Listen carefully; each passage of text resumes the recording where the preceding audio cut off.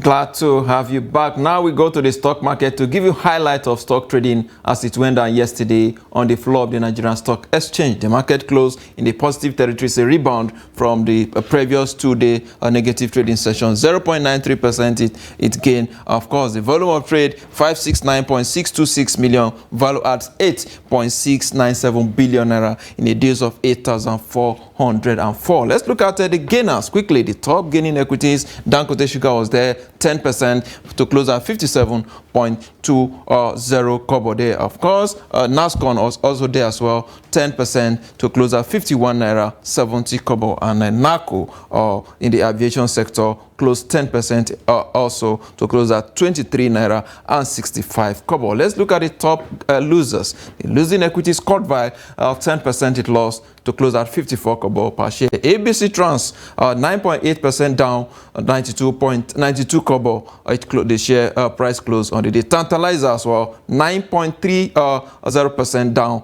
to close at 39 kobo per share. Quickly, the top traded equities. Wando is back on the table for 143 million volume of shares. Access Bank Holdings, the mother company of Access Bank, traded 63.6 million volume of shares, while Fidelity Bank 39.6 million volume of shares. How is this reflected in terms of sectorial performance? The banking sector is up there 4.58%. If you go down the industrial sector, 0.03%, and of course the consumer goods strong there, 1.27%. Of the oil and gas sector is down 0.12%, and of course the insurance 2.27%. The banking sector is the highest gainer on Wednesday. Let's look at the rest of Africa. How they're doing. The rest of Africa market is 1/2 as it were yesterday. Joburg is down 1.06%. In Ghana, 0.09% positive, and in Kenya, Nairobi, 0.8% in the negative territory. These are the highlights of the stock trading across the African market on Tuesday. Now, there's one very important development in the Nigerian power sector. The national grid again collapsed early this morning after about a year or so that we've not seen such thing in the power sector. And a few days ago, we celebrated 1 year of that consistency. But early this morning, we experienced that. And I have joining me the former MD of Transmission Company of Nigeria, Mr. Atiku Tambuwal. Good morning, sir. Good morning. Yes, it's good to have you. Quickly, let's get your reaction to the national grid collapse.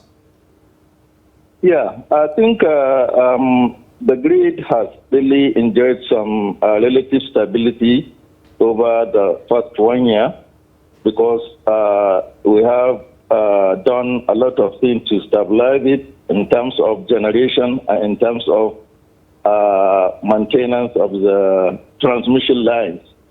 But this is really surprising that it has happened after a long relief, but then it can be attributed to many factors, which some are unpredictable and some are beyond the control of the operators. Mostly voltage and frequency are the determining factors. A large excursion in this means if there are big variation in frequency and voltage, the system is bound to collapse. All right, the system is bound to collapse. What can we do now to ensure that this doesn't happen? Is there no way that we can actually solve this problem permanently? Yes, there are a lot of ways that can be done, and I know a lot is being done to address that. Particularly the generation side, if it is stabilized, that we can be able to generate slightly above or at least what we require, which I can assure you is not possible for now. What we require, we know, is in excess of a minimum of 20,000 megawatts, and we are on 4,000 megawatts, 5,000. So you can see that gap is still there. So unless we are able to bridge that gap, that is when we can say we have permanently eliminated system collapse from generation side. And on the transmission side, we have a lot to be done in terms of maintenance of the line, expansion of the line, so that power is delivered to where it is required in our in the country, and also maintain it, because a slight obstruction on the line, if it trips, if it is 330 kV line, a large chunk of load will be reduced, and this will cause higher frequency, and the system will not absorb it. Also, there are other variables like spinning reserve, which is also to be provided, so that when such collapse is bound to happen, when there is this imbalance, this spinning reserve we have in generation will come up to save the system. It's just like shock absorber, but it's virtually non-existent now. So unless and until we are able to reach that stage where we have adequate spinning reserve, we will continue to have this kind of instability in the system. Experience. Mr. Atiku, from your experience as the former MD of TCN and of course a board member of Abuja Electric, on this magnitude of collapse, about 95% or thereabouts, how long do you think it will take to restore this? Well, it takes a lot for us to achieve that. We have to have the commitment from government, commitment from industry players, both in terms of generators, the transmission, of course, and also the distribution side. We all have to collaborate. We have to synergize so that whatever is available, we make use of it optimally, and also look at the system where we have deficiencies and address them adequately. I think this presidential power initiative is one of those measures that has been considered to eliminate this kind of instability. I believe we will get there one day. It just needs commitment from all sides. All right. Atiku Tambuwal, former MD of TCN, I must thank you for coming on the program this morning, despite the very, very short notice. I must thank you for your time. You're welcome. All right.